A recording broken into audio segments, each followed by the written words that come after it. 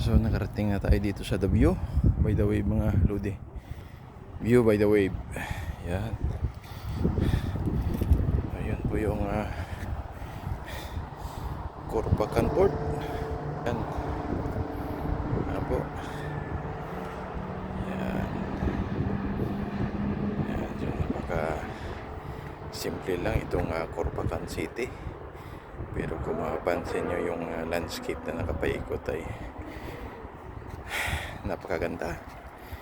Yung mga puno na parang niyog, ayan ay yung mga puno ng dates mga lodi. Yan, dito tayo ngayon sa taas. Yan, napakita ko lang sa inyo yan para naman taas.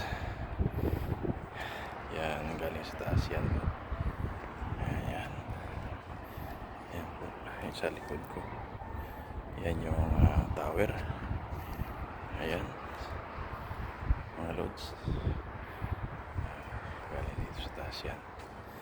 Ayan, napansin nyo kagandaan.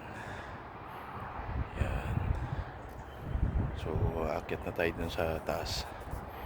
Start na tayo mag hike. Yung may sarado, bakit sinara?